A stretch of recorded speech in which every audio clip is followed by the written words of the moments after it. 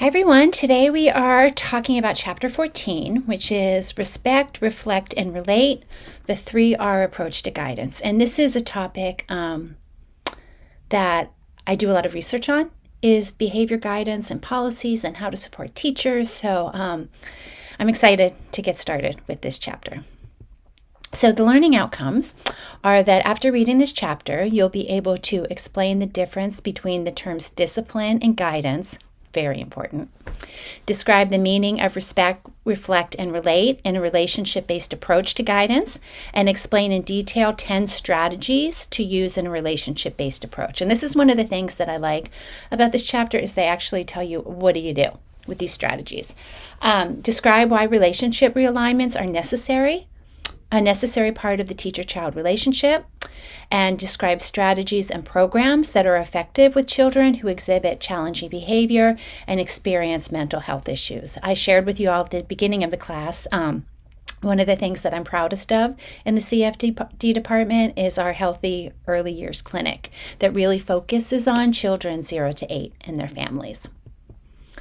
So what is the difference between guidance and discipline? And when we think about discipline, it traditionally has been used to mean adult control, restraint, and authority, as well as children being obedient. So discipline a lot of times is just about the adult has the power, they need to make sure that the child is obedient, and a lot of times it's also about punishment. When you discipline a child, you punish the child.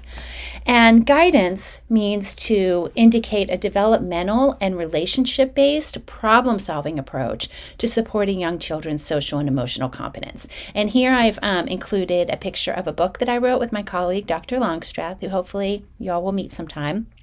And it's interesting because the title of the book is Effective Discipline Policies, because we wanted to sell the book. People are really interested in what do I do when children have challenging behavior. But really early on in the book, we say we are not going to use the word discipline. We are going to use the word guidance. And we really take this approach that it's the adult's job to teach children socially acceptable ways to get their needs met. And, I think this is important across developmental ages, but it's really important during the toddler years because, we'll talk about it. But this idea of the difference between discipline and guidance is really, really critical to a relationship-based approach, because in a relationship-based approach, it's transactional. Remember, we talked about that early on in the class. The adult affects the child affects the adult in this really complex way. It's not always about the adult having power over the children. So the book talks about the relationship-based approach to guidance, and it is respect, reflect, and relate are the 3 steps that we're going to be talking about. You can see in this picture, the child looks a little bit distressed, and the adult is there hopefully to help him self-regulate and really respecting that he is upset. So respect for children's emotional needs and their learning goals. So understanding that toddlers are going to have tantrums. Toddlers are going to say no. Toddlers are learning to self-regulate their behavior. Understanding that babies cry, right? That's how they communicate their needs. So understanding that behavior is actually really important part of development. A respect for individual differences in children. Some children might bite and scream and kick when they're upset. Other children might get more sad and withdrawn. Some children might have more advanced language skills, so they're able to describe these complex feelings that they're having. Whereas other children who don't have as advanced language skills just really struggle. The only way that they can express their feelings is maybe through biting. Respect for the power of development. I love this. When kids are having challenging behavior, it's, especially with toddlers, it's what they're supposed to be doing, right? We move from safety to exploration to autonomy. So kids are me, mine. They're figuring out that they're their own person. They're figuring out that they can do things on their own, and it's really, really powerful. And it's also important to really respect yourself. And again, we do a lot of work with this in the research that I do. What has your culture taught you about how children should behave? You think about that for a minute. Some of you might come from a culture where it is perfectly okay to talk back to adults, to share your opinions. Others of you might come from a culture where you need to obey and respect authority. So how do you, what does that mean when you go into a classroom? You're going to bring those things with you. How does this influence the way you guide young children? You might expect children, when you say sit down, for them to sit down, because that's how you were raised. That's how you were raised to believe that children behave. Toddlers probably aren't going to do that. So it's always important to, and I love the book talks about that, this is to respect yourself. Then you need to reflect. What is the child experiencing? What is the child communicating that he wants or needs? This is one of the most powerful things I learned when I was getting my master's degree in child development at San Diego State. It was a class on early intervention, and it was this idea that behavior is communication. Think about a time when maybe your significant other or somebody you care about said, oh, how are you doing? And you said, I'm fine, right? What is your behavior communicating? That you're really not fine. And children's behavior is a signal of an unmet need. So we need to figure out what is the purpose of the child's behavior, what need are they trying to get met, so that we can meet that need.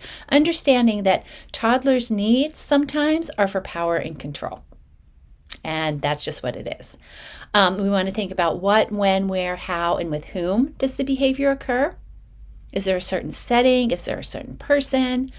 And then we really need to think, what do we want the child to do now? What characteristics do we want the child to develop? And what are our long-term goals for the child? And really, when we think about toddlers, a lot of it is self-regulation. We want them to be able to use their words to solve problems.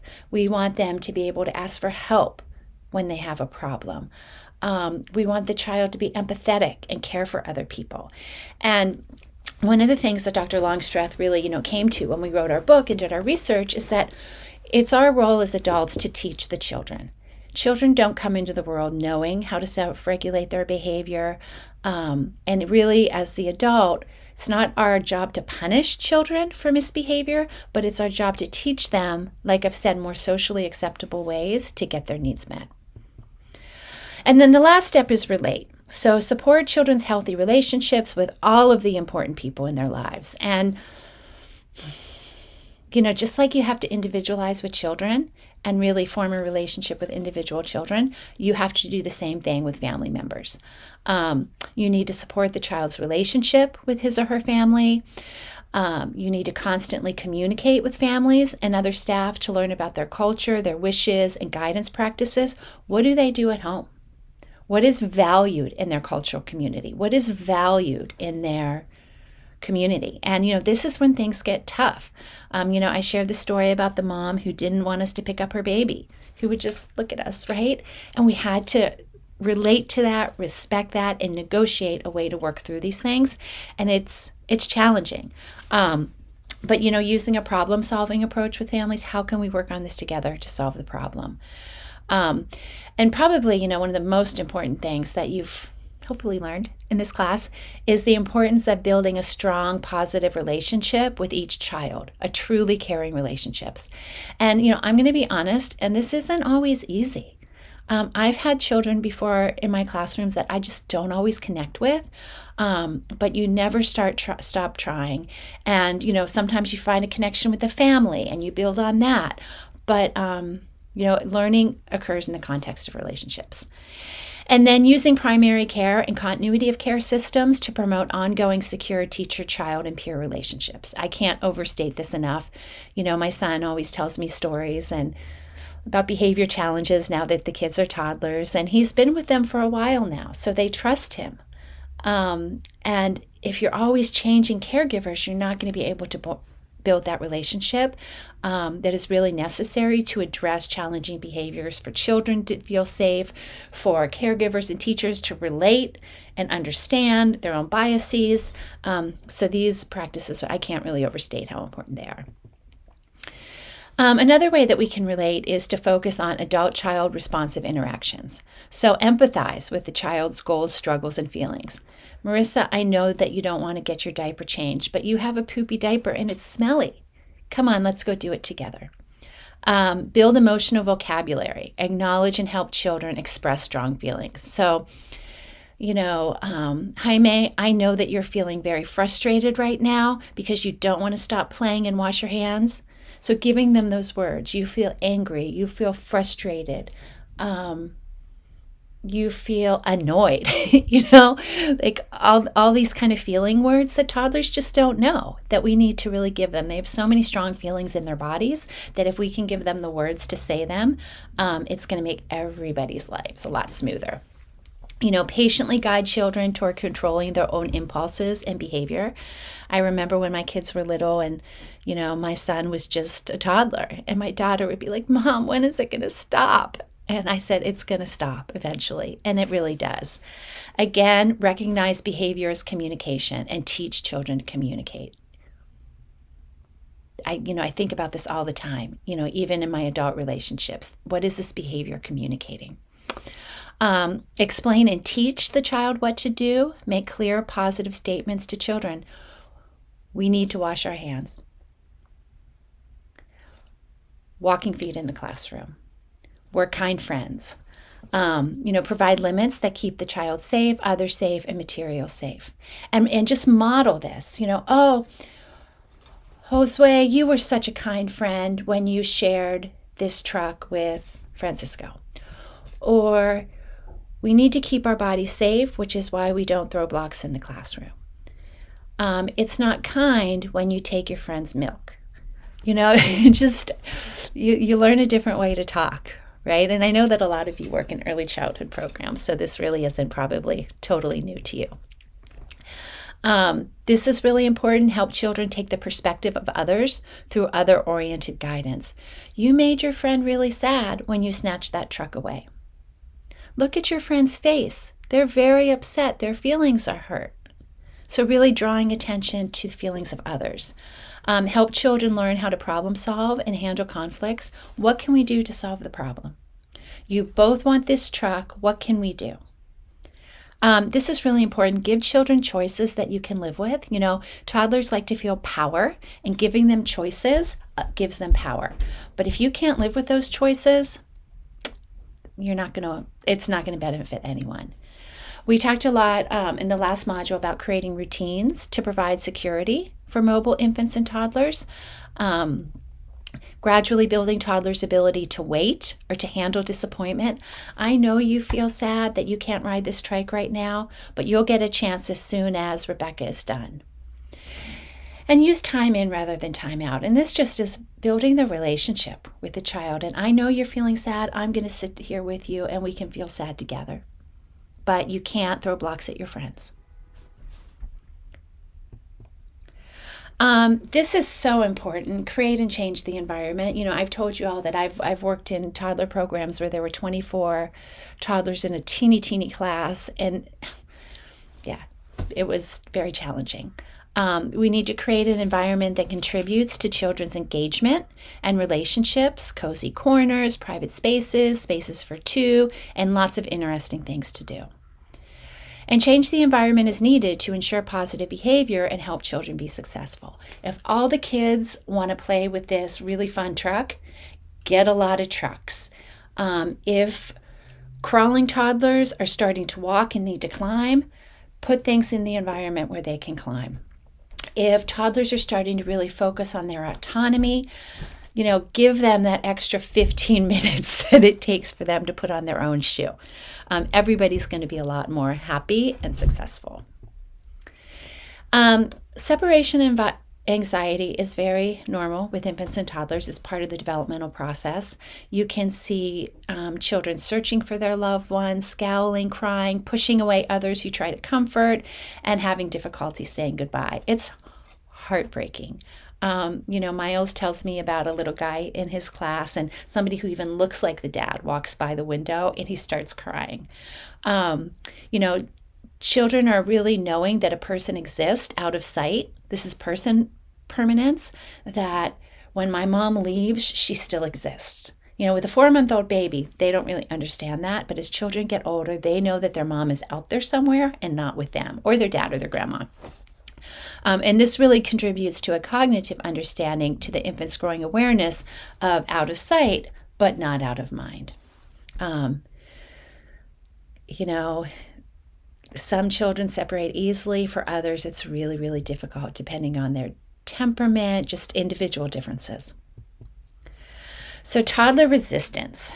They're learning how to be autonomous or self-directing.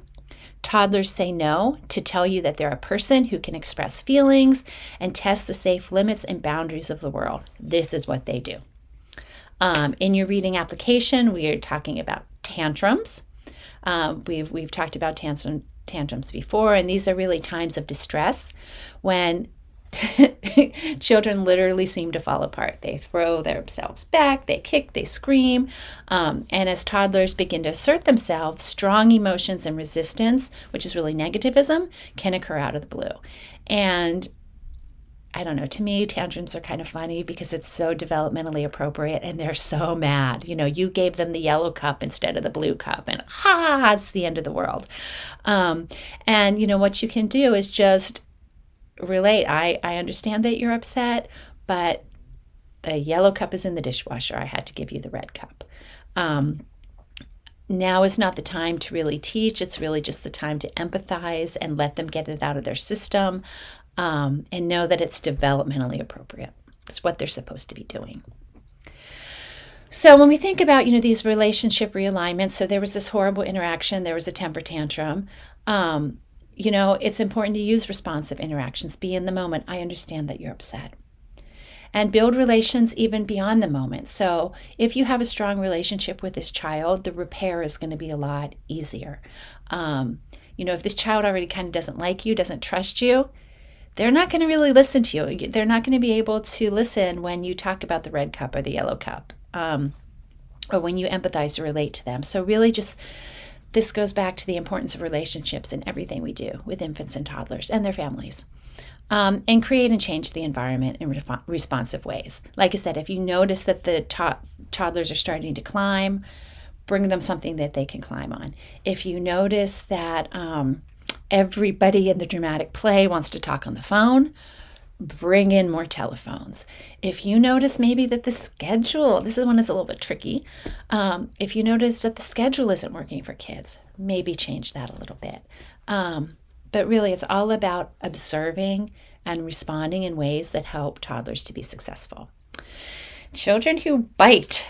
When I was working in early Head Start, this is one of my biggest issues because everybody's upset. The kids are upset, the parents are upset, but there are lots of reasons for biting. Some children just like to explore holding on and letting go. It's kind of that sensory thing. They like to show their autonomy. Sensory exploration.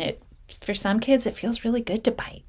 They might be teething. They might have a desire for peer interaction. So they might want to interact with peers, but not have the words to say, I want to play. So to get the child's attention, they might bite. And again, think about what is the purpose of this interaction? The purpose is to get another child to pay attention to them. So as teachers, we can help them to do that. Look for the signs. Luis, it looks like you want to play with Samantha. Samantha, can Luis play with you? Luis, can you ask Samantha, can I play? Exploring cause and effect. What happens when I bite somebody? I have power. Imitation, they might see other people biting and getting attention for it, right? So in a classroom, a kid bites, teacher's attentions go over there. The child might think, I want attention. I'm going to try to bite. Again, what is the behavior communicating? I need attention from the teacher. The child could just be frustrated or the child could be anxious. So there's lots of different reasons why children bite. And it's challenging because there's so many feelings involved. And again, what you can do is teach. Look, your friend feels really sad. Look at their arm. That hurts your friend when you bit. And if you give these consistent messages in the context of warm, supportive relationships with the child and the family, kids don't bite forever. And if they do, it's a sign that there's something more going on. Toilet learning, one of the funnest parts of toddlers. I used to love it when I go into early Head Start centers and they'd be so proud that they went poop in the potty and that they're wearing chonies and it's very fun. So parents have to be willing to collaborate with teachers to provide consistency. There can sometimes be tension around toilet learning between parents and caregivers or families and caregivers. Parents want caregivers to do all the work. Caregivers think parents aren't doing enough at home. They're willing to be encouraging and not punitive with the child. This is a developmental process. Children are learning. Respect the child's timetable. A child may start the process and then stop. My son was 3 and he would say, "Mama, the poo-poo loved me a lot, Mama." And it would be so stinky and he wouldn't let me change his diaper. And I was so frustrated. And I remember my friend said, "Sarah, he's not going to go into kindergarten with diapers." And I was like, "You're right." And then my friend who is a child psychologist said, "Sarah, it's all about power and control." And I'm like, "Yes, you're right. But it's not fun when you're the parent." And then agree that the child is ready to learn. There are specific signs that show that a child is really ready to learn that the book talks about. And this is really important. There has to be an adult-to-child ratio that's conducive to a teacher being available to the child learning to use the toilet. There also has to be a classroom configuration. If you have a toddler classroom that is down the hall, the toilet is down the hall, that's a big problem. You need to be able to have a classroom where a teacher can go in with children or a group of children. You're still in ratio, you can still see. And, when we talked about routines, we talked about how these routines like diapering and toilet learning are such a great time to build the relationship and such a great time to have that one-on-one time. My son will tell me about a child, how he is not the primary caregiver and he has to change the child's diaper, and it can be a little bit traumatic for the child. So remember that these routines like toilet learning are all about relationships. So it's important to have a trusting relationship with the child. So this is the end. I hope this might be one of the most important chapters in the book, talking about behavior. When I was a teacher, when I was a director, challenging behavior was always something that would make me stop my day and go in the classroom, or it can be it's challenging for everybody. And I think this 3R approach and really looking at guidance instead of discipline is going to help you all in all aspects of your life. Not just in your work with infants and toddlers, but in your adult relationships probably, and those of you who work with preschoolers and older children as well. So that's the end. I will talk to all of you later. Bye-bye.